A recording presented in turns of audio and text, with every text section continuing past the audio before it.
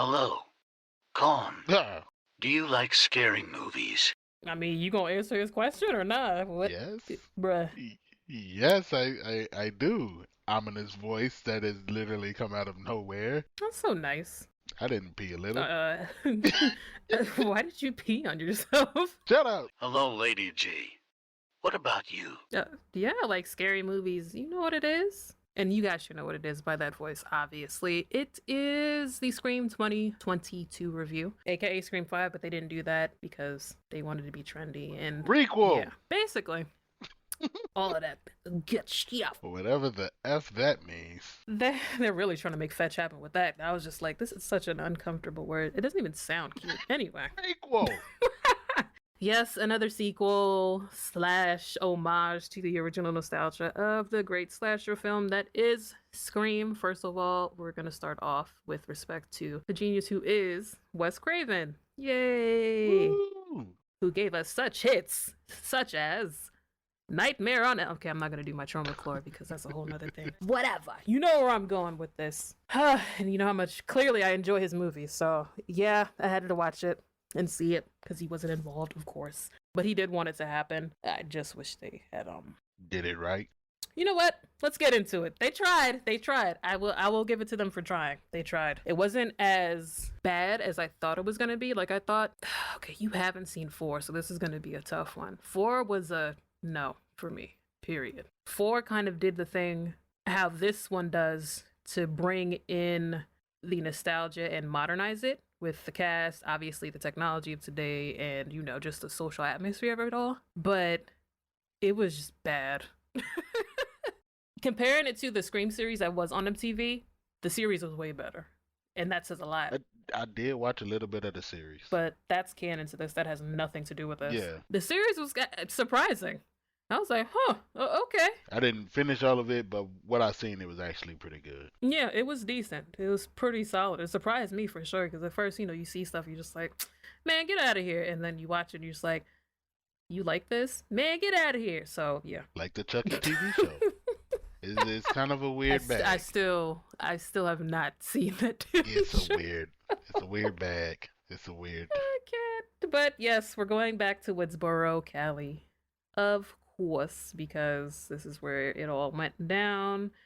So it was coalescence of the old school OGs, as far as Sydney, Gail, Dewey, and a couple of other characters throughout, like, you know, the other films, which is great to see. For me, I don't know why, it tugging at our heartstrings. I typically do like when they bring back old characters. As long as it's not corny and tropey, it typically always is. What am I talking about? They always give them dumb one-liners and make them like either too antiquated and act like they don't know what is going on in like the modern age of whatever the film or wherever the film is of that day. And it's just hijinks. But I want to say that they blended well.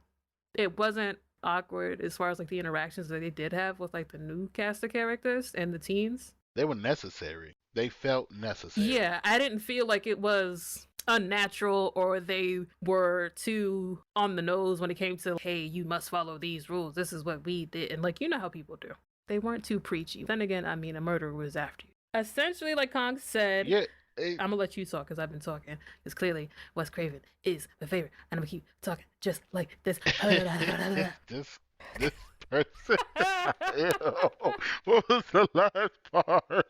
Oh my god! But yeah, I wanted to go back to how you said it was a requel and how they basically they broke it down in the movie. They gave us like an homage to Randy and how he would break down movies within a movie, and it kind of just took you out of it to bring you like that. Okay, I'll let you say it.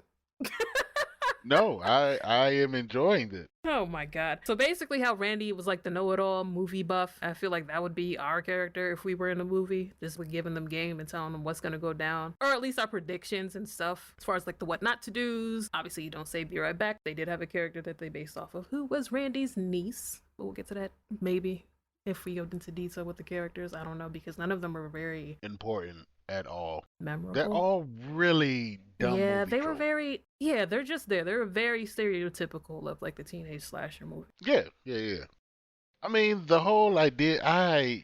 I'm still confused as to what a requel is supposed to mean. Instead of just, I guess it's a reboot sequel.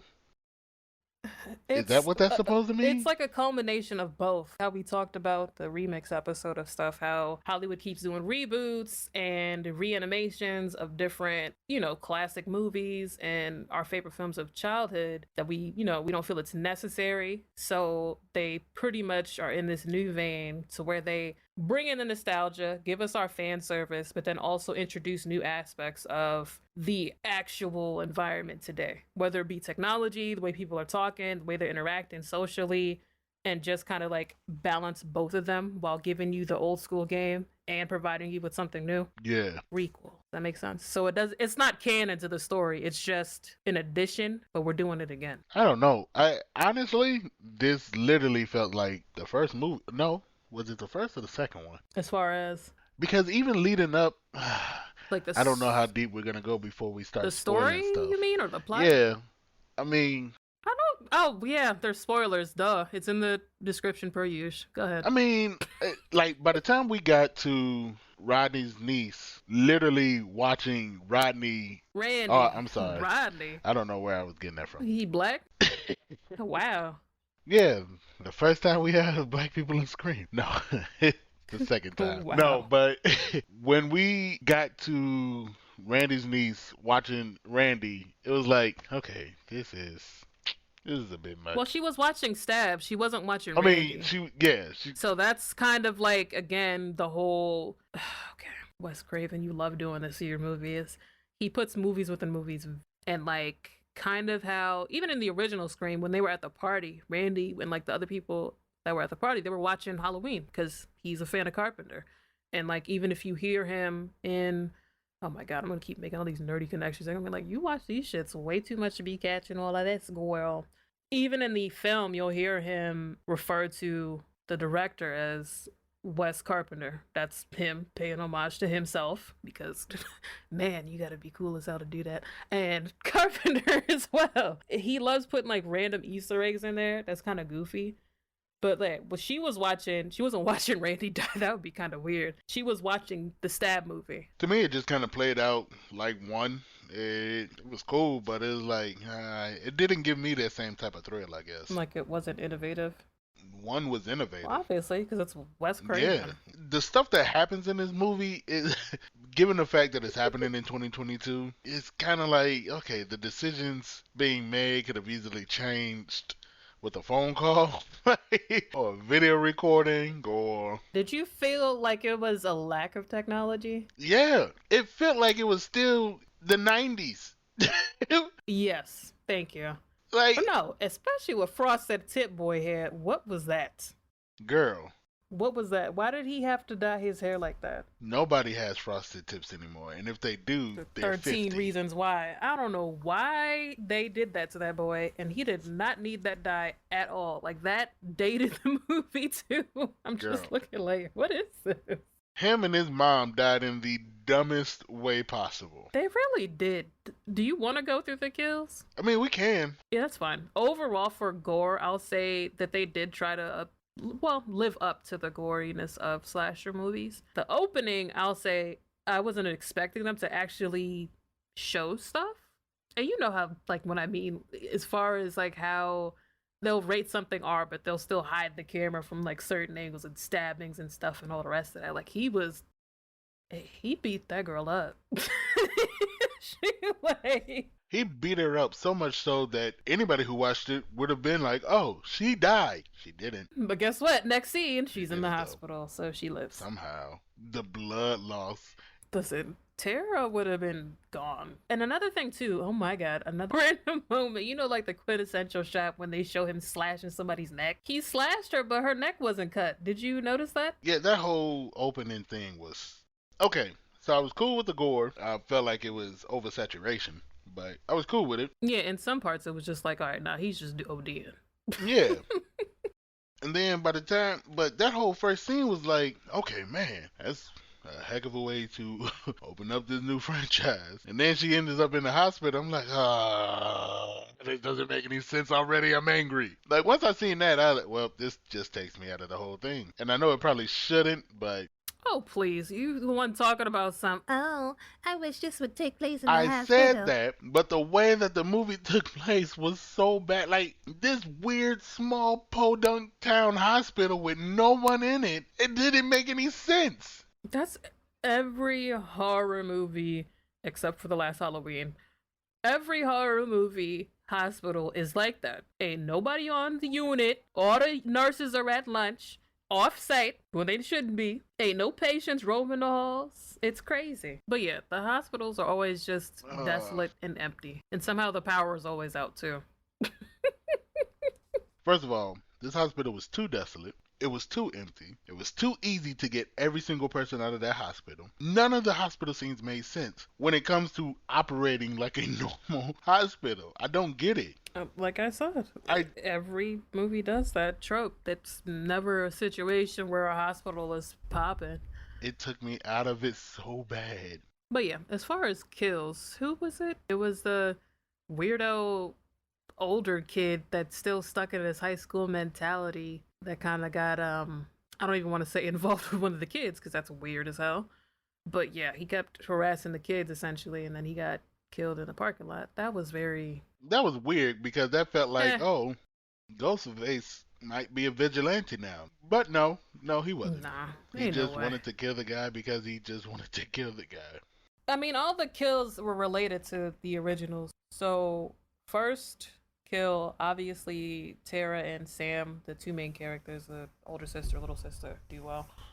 They are half sisters, but Sam, the older sister who comes back to Woodsboro, is Billy Loomis's daughter. Now, plot holes everywhere, of course. I'm not even gonna get into the history of that, but yeah, Billy Loomis's daughter. So one of the first murderers had a kid apparently, and the mom is nowhere to be found throughout the entire movie. Like, the chick basically is in London at a conference and decides not to come home for whatever reason as her kids are getting chopped up. I just blocked that out of my memory. Yeah.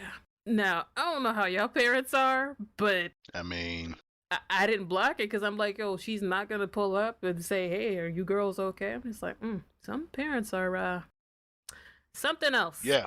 Yep. But yeah, after that, I think it was the cop and her son.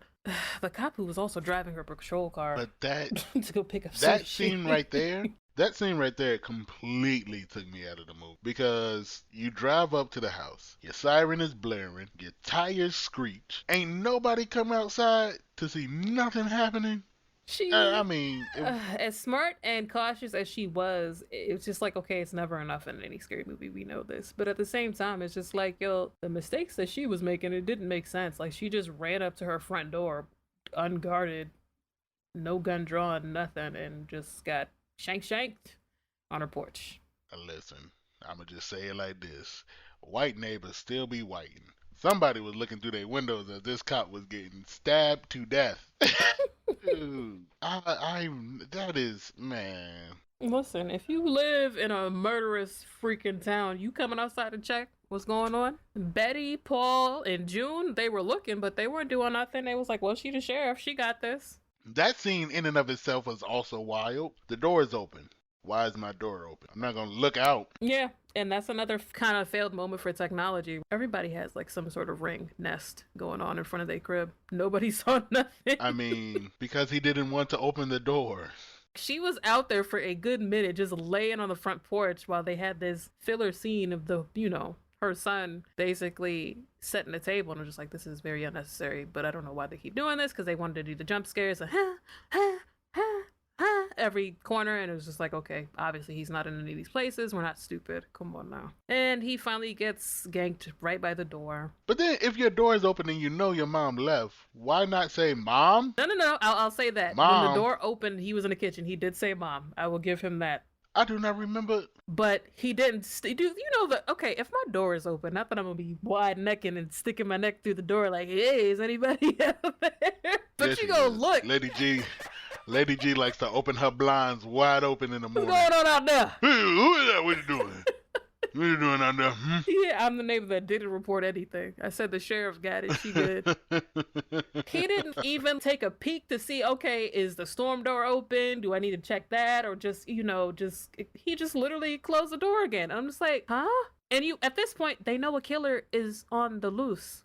Sir, what are you doing? Listen, if I open the door and nobody answers, I'm carrying a weapon with me. And then, I'm sorry. yeah. My door is open. I'm calling to see if my mother is there. If she ain't answering, I'm bringing a weapon. I'm sorry. All logic out the window. It's goofy. Just fast forward to all the OG scenes. Dewey comes back. He still lives there, but he's like on the outskirts of town, essentially. As one would. His story isn't that great because he turned into a drunk. He got discharged as the sheriff because, I mean, man got stabbed 9 times. I mean, shouldn't have retired, but you know what it is. So, minding his business, Sam and them pull up to him, obviously, to band together, new and old school, to solve the case, Scooby-Doo style. So, he puts them onto game. You got 2 minutes to talk to me, blah, blah, blah.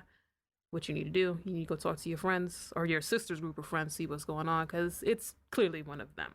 But I don't know if you noticed, he literally said, it's probably you. Meanwhile, he clocked the killer within 5 seconds. Yeah. Sam's boyfriend also wasn't coming that was the other thing. And he it said, was like yeah, the it's signs. you. So the signs are there. And it was my fault it is. because I'm watching this movie and I'm like, oh, they're going to try something different. But they didn't. I honestly thought they was going to do something different. You thought. I really did. You thought. So, of course, he's still acting naive and like, oh, it's not me. What? I don't know what's going on. Stab. I've never seen these movies. Whatever. Like, acting a little bit too naive and I don't know what's going on in the world, even though it's 2022, allegedly. So, yeah. Fast forward. They have, like, a friends group meeting with all her, like, high school friends. That's where we meet Randy's family. And, more nostalgia. It's funny. The old characters come back and they got like Randy Shrine. It's funny and also creepy. I mean, she liked her brother, so they go over there. She kind of has that whole requel speech and blah, blah, blah. Everybody's looking at each other like the whodunit classic scene where everybody's looking like, you could be the killer. No, you're the killer. But here's 6 reasons why you could be the killer. Again, more filler that we didn't really need. Corny. But yeah. Corny. They did it anyway. So much goddamn they filler. They did it. Just so much goddamn so, filler. All the while this is all happening, Sam, the older sister who came back, is having a dream child complex the entire movie. Now, when I say dream child, I'm speaking about Nightmare on Elm Street 5. Isn't that funny? 5 for 5? Anyway.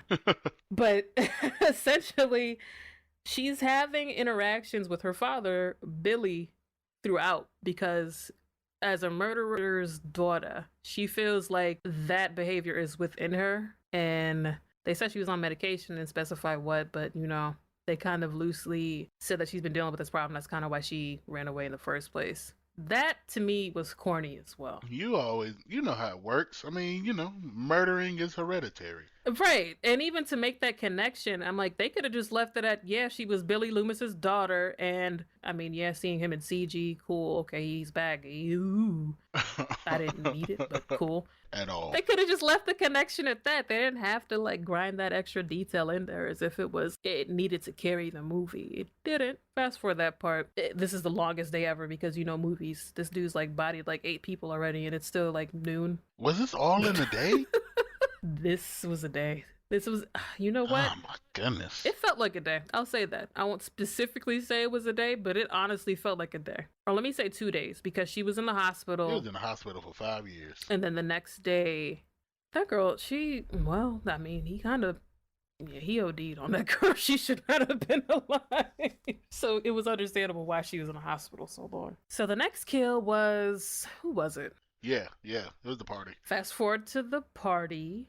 Sam decides to take Tara out of the hospital in order to basically flee again because she's a runaway. It's what she does. It's how she copes. She runs away from her problems.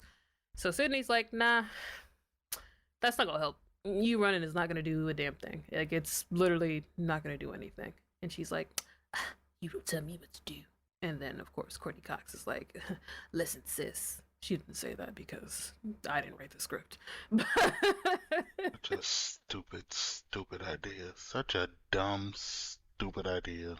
This is the original. Not only was not only was that dumb, but to be set back by a goddamn inhaler.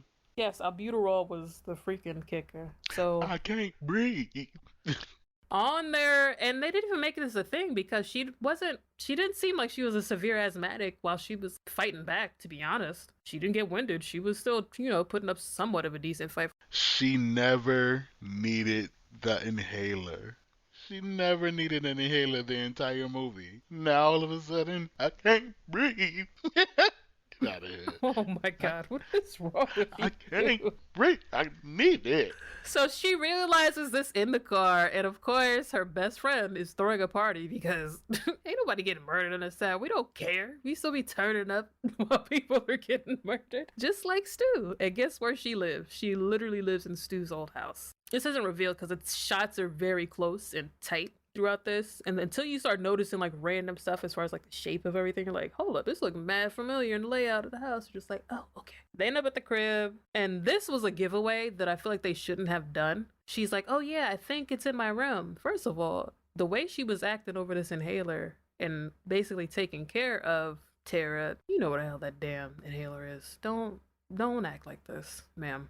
For a goddamn inhaler. Why would you decide to shut a party down because they just pulled up? For an inhaler? Is that a valid reason to turn down a party? Yeah, because, when people need medicine. Like now you're feeling bad? Go ahead and shut down parties. It doesn't even make sense. Like you were already violating by having a party anyway. No, it makes sense. You get a headache in the club, you need aspirin, shut down the club. That's it. Everybody gotta go. This person needs aspirin. Yeah, so when he's at the club, he does this apparently. But even with that, turns the whole party down, and this is kind of like another glimpse of the two who done it. The boyfriend, he also is like, okay guys, get out the house, and like the eagerness of that just seemed very desperate. So that kind of just revealed who the hell was the killers at that moment. Stuff's going down, people are shutting down, everybody's mad. Oh, they do the famous basement scene. Oh, we skipped Dewey's death. We can skip that because that was just disrespectful. It was mad disrespectful. We skipped Dewey's death and we skipped They didn't have to do Dewey like that. I guess athlete's death. Whatever his name was. Well, we're still at the party, so it hasn't happened yet. But Dewey, he died at the hospital. Put up a decent fight, whatever. Shot him up, of course. Because apparently this guy was wearing a bulletproof vest. Look, Dewey's like, I gotta shoot him in the head. Like, you know the rules, my guy. You should have been shot him in the head. But whatever. But a phone call messed him up. So yeah, that happens. Dewey dies. No, I know. I'm just saying it's stupid that a phone call would throw him off that much. Well, I mean, he was waiting for Gail to call him back, so it made sense, but it was just dumb. As goofy as they try to make Dewey, like, be in those movies, nah. He wouldn't do that. That's just dumb. He used to ride this long to just go out like this. And the way that they killed him was very disrespectful. The double blades, bro. It was all messed up. It was all messed up. Skipping back to the party. So one of the twins, who was Randy's nephew, he goes outside to look for his girlfriend. Girlfriend, teenage, runs off, nowhere to be found. Obviously, if you roam outside, you're gonna get got. So he gets stabbed up, and then they kind of cut away, knowingly, he's still alive. Cool, there's hope there. So the killer is in the house. I should say the killers are in the house, and it's basically like just hell house. It's like, why is everybody just sitting in this house? Why is it taking this girl so long to find this inhaler? Yeah, it's all in the buy time because they wanted to present themselves and just reveal their plan of recreating the stab films, because remember, we're in a movie within a movie, because they met on Reddit and they decided to recreate this because they didn't like the last sequel, which is funny because a lot of people didn't like Scream 4. But at the same time, it was a weird take on social media in that part. I know people do get together as far as within communities and stuff, but the whole 15 minutes of fame thing was kind of weird without them actively having cameras on the situation, and the lack of technology in that part was a weird portion of it all. I'm guessing they wanted to cover up their story so they could successfully blame Sam because she is Billy Loomis's daughter. By the time the climax came in, you was just like, how's this movie not over? That's where it just felt very, very weak. That's all y'all planned to do? And then it literally played out like the original, And what I told G is like this, all of this because of fan fiction. I understand that the original plot for the original movie was, them just having. Well, first he was upset about the whole "your mom banged my dad" thing, which is kind of ridiculous to kill someone over. That's why his mom left his father, so kind of did break up his home. It's not a lie, but But there's also, weren't they like film students? In Scream 2, yes, when they're in college, but this was in high school. Wes Craven also was the janitor wearing Freddy's sweater in the hallway. Yeah, that's right. I forgot about that. Oh man. It was great, guys. The movie is great. But that climax wasn't. There's no way, as super fans as they tried to say that they were, there's no way that these kids would not record it, especially in this day and age. That generation specifically, that thing would have been on TikTok. You already know. Somewhere, somehow, somebody would have got on their live. What up, Instagram? It's your boy, Ghostface, back again.